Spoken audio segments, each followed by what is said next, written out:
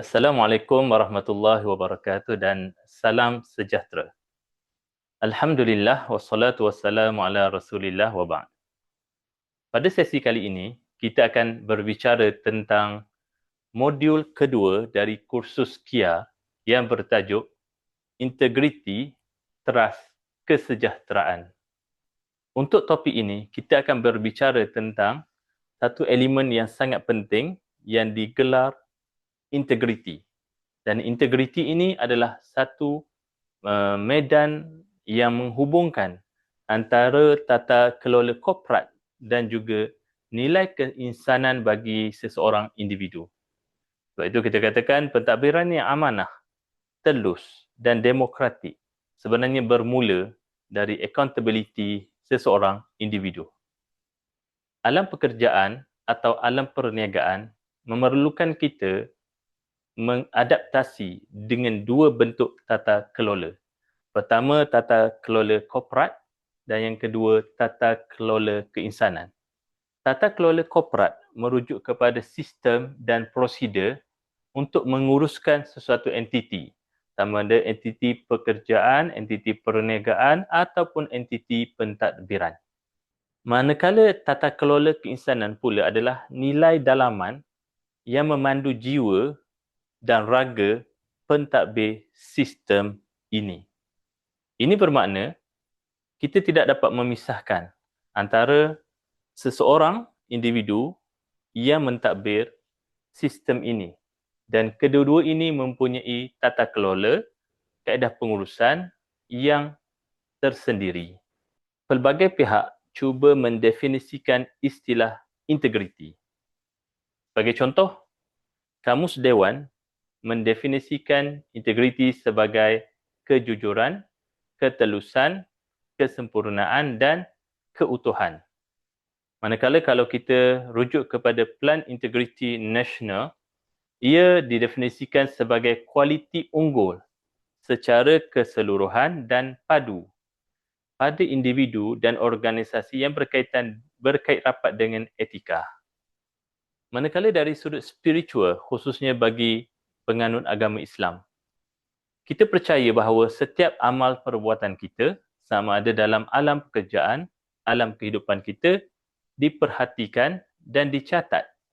Ini didasarkan kepada satu hadis Nabi sallallahu alaihi wasallam yang mana Nabi bersabda, "An ta'budallah ka'annaka tarahu, fa in lam takun tarahu, fa innahu yaraka." Hendaklah engkau menyembah Allah. Pesan Nabi kepada umat Islam, hendaklah kamu menyembah Allah Ta'ala seolah-olah kamu melihatnya. Dan sekiranya engkau tidak dapat melihatnya, sesungguhnya dia melihat kamu.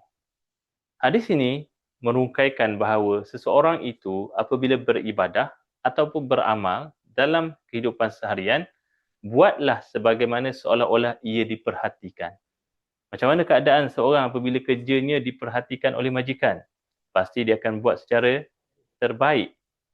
Sudah pasti kerjanya teratur, kerjanya jujur, amanah dan dia buat seikhlas hati. Maka begitulah integriti. Apabila kita melakukan sesuatu, sekiranya tidak dipantau oleh majikan kita atau sesiapa sahaja, kita tetap ada dalam jiwa kita bahawa Allah Ta'ala sedang melihat apa yang kita lakukan, walaupun dalam ketika itu tidak ada orang yang sedang melihat kita. Itulah integriti dan itulah konsep ihsan dalam agama Islam. Para pelajar sekalian, antara detik permulaan seseorang itu melakukan perbuatan yang tidak bermaruah, melakukan rasuah adalah kerana tiada integriti. Tiada integriti. Bila dirasa dia tidak diperhatikan, sama ada oleh majikan, CCTV, dan lebih besar lagi ialah Tuhan Yang Maha Esa, maka seseorang itu dia tidak ada integriti, maka ketika itulah dia sanggup melakukan apa sahaja. Slide ini menunjukkan anatomi kegagalan, yang mana terdapat 5 faktor kemerosotan integriti. Yang pertama ialah kelemahan individu. Apa yang boleh kita katakan sebagai kelemahan individu ialah kerana lemahnya hubungannya dengan Yang Maha Pencipta. Dalam mana-mana agama, kita percaya wujudnya Tuhan. Maka pegangan kita terhadap kewujudan Tuhan yang akan mengadili kita, memantau segala perbuatan kita, ini antara punca kita berintegriti. Tapi apabila lemahnya perkara ini, maka kita tidak akan segan silu dengan sesiapa saja untuk melakukan perbuatan-perbuatan yang menyalahi undang-undang, apatah lagi menyalahi agama. Bertitik tolak dari kelemahan individu ini, maka dia akan melarat kepada pelbagai faktor lain. Antaranya ialah kelemahan struktur dan organisasi. Berlaku pertindihan skop tugas, matlamat tidak jelas dan tiada koordinasi merupakan peluang yang akan diambil kesempatan ini oleh mereka yang lemah jiwanya. Maka ketika itulah berlakunya segala perbuatan yang tidak diingini. Kaitan kelemahan individu ini juga menyebabkan berlakunya rasuah akibat budaya tidak sihat. Contoh, di dalam organisasi, sikap tidak peduli, takut membuat laporan dan budaya anggut atau mengampu menyebabkan jenayah rasuah ini menjadi satu budaya dalam satu organisasi. Sesuatu organisasi yang mana sistem dan prosedur di dalam pentadbirannya lemah, seperti peraturannya lapuk, kurang ketelusan dan penguasaan yang lemah atau pilih kasih, boleh menjerumuskan organisasi itu dan mereka yang berada di dalamnya ke dalam rasuah. Ini bertambah lagi dengan lemahnya keimanan, sifat tamak menyebabkan sistem ini dimanipulasi sehingga berlakunya rasuah dan ketirisan. Faktor terakhir ialah kepimpinan yang tidak baik. Juga berkaitan dengan seseorang atau individu yang lemah imannya. Jadi dengan kelemahan iman dan sikap ketahanan diri, maka beliau menunjukkan teladan buruk, melanggar arahan dan prosedur dan juga cakap tidak serupa bikin. Jadi kelima-lima faktor ini sebenarnya menyumbang kepada kemerosakan integriti. Dan faktor paling besar yang menyumbang kepada kemerosakan integriti ialah kelemahan individu. Jika seorang individu itu bagus, maka walaupun sistem tidak cekap, walaupun duduk dalam organisasi yang budayanya makan rasuah atau dapat pemimpin yang tidak baik, seseorang ini tetap akan dapat bertahan sekiranya dia mempunyai integriti yang tinggi. Para pelajar sekalian, jenayah rasuah ia bukanlah satu yang berlaku secara tiba-tiba. Sebenarnya ia adalah proses penyesuaian mental yang terancang. Maksudnya, rasuah tidak akan berlaku dalam sekelip mata. Dia adalah proses yang beransur-ansur memakan masa. Bermula dengan hubungan spiritual yang lemah terhadap Yang Maha Pencipta dan ditambah dengan sikap atau sifat suka diraih, maka dia mula terjebak ke tahap kedua, iaitu budaya yang mula menormalisasikan pemberian hadiah kecil-kecilan berlaku secara halus, kemudian ditambah lagi dengan kehadiran kontraktor atau individu-individu yang mempunyai kepentingan dan menjalinkan hubungan yang baik dengan mereka. Tawaran rasuah tidak datang sekali sahaja. Bahkan dia akan diuji, seseorang itu akan diuji berkali-kali. Pada permulaannya mungkin individu itu berjaya tolak rasuah pada permulaannya, tetapi akhirnya tewas kerana tekanan dan kesepakatan jahat di antara individu-individu yang tidak ada integriti di sekeliling mereka. Para pelajar sekalian, pembinaan integriti dan nilai murni dalam diri kita sebenarnya memerlukan satu proses yang lama. Dan sebab itulah kita kata perisai utama pembentukan jati diri adalah dari keluarga sebenarnya. Dan ibu bapa adalah institusi pertama yang membentuk nilai integriti anak-anak sebelum mereka memasuki sektor pekerjaan. Bagaimana ibu bapa mengajar anak-anak jangan mengambil hak orang, jangan mencuri, jangan melakukan khianat dan sebagainya. Itu adalah didikan yang terawal. Manakala kursus KIAR ini adalah proses untuk kita mengukuhkan lagi nilai-nilai integriti anda melalui pemahaman kes-kes yang berlaku dan juga peraturan-peraturan yang sedia ada. Selain daripada itu, faktor kepercayaan kita kepada Tuhan Yang Maha Esa juga turut menyumbang kepada pembentukan integriti kita.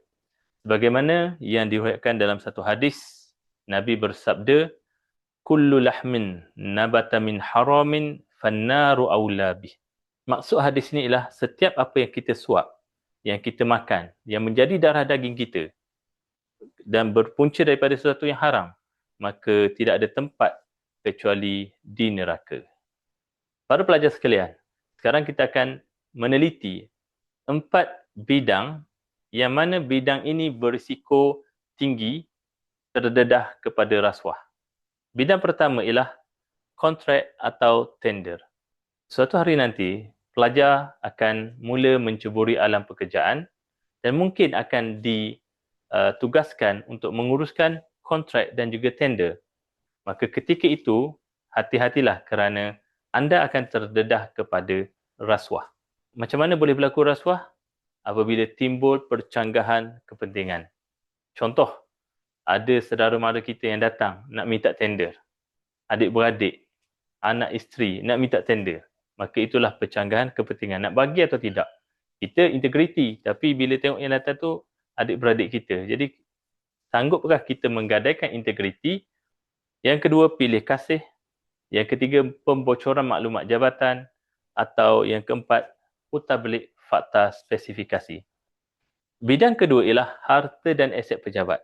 Sekiranya anda ditugaskan untuk menguruskan harta dan juga aset-aset pejabat, ketahuilah anda juga terdedah kepada penawaran rasuah. Sebagai contoh macam mana? Barang yang anda order, tiba-tiba bila dia hantar, didapati kurang. Kuantiti barang dihantar kurang.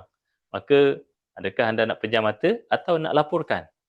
Agihan tidak direkod guna aset untuk kepentingan peribadi. Yang ini paling banyak berlaku dalam mana-mana organisasi. Bidang ketiga ialah penguatkuasaan dan penyeliaan. Mungkin anda dilantik sebagai pegawai penguatkuasa. Mungkin jadi polis. Mungkin jadi pegawai yang menjaga sempadan. Mungkin jadi pegawai yang menguruskan cukai, kastam dan sebagainya. Maka ketika itulah berbagai tawaran masuk. Masa itu ada cabaran dari sudut guna budi bicara tanpa kawalan, tuntutan kerja lebih masa, ponteng kerja, salah guna kuasa dan sebagainya. Bidang keempat ialah dalam aspek pembelian dan perbekalan. Yang mana dalam kita memesan barang-barang untuk digunakan dalam organisasi, ada kala wujudnya bekalan barang itu bermutu rendah. Kita order yang macam ni tapi dihantar macam ni. Atau pembayaran dibuat tetapi barang tak wujud pun ada. Atau harga dinaikkan melebihi harga pasaran. Dan banyak lagi senarai-senarai ini para pelajar boleh rujuk dalam nota QR. Sekarang kita akan melihat garis masa bagaimana infrastruktur integriti negara ini berkembang. Bermula daripada tahun 1979, kerajaan telah menggubal beberapa dasar. Antaranya panduan perkhidmatan cemerlang. Kemudian pada tahun 1980 diperkenalkan kad perakam waktu dan juga kempen bersih, cekap dan amanah. Ini bagi memastikan pegawai-pegawai kerajaan mematuhi waktu bekerja dan juga mengamalkan sikap bertanggungjawab dalam profesion mereka. Tahun 1983 dan 1985 diperkenalkan dasar kepimpinan melalui tauladan dan juga penerapan nilai-nilai Islam dalam pentadbiran. Sekitar tahun 1992 dan 1998 dihasilkan buku Tonggak 12 dan juga arahan pelaksanaan aktiviti nilai murni. Dan akhirnya pada tahun 2004 dilancarkan Pelan Integriti Nasional ataupun PIN.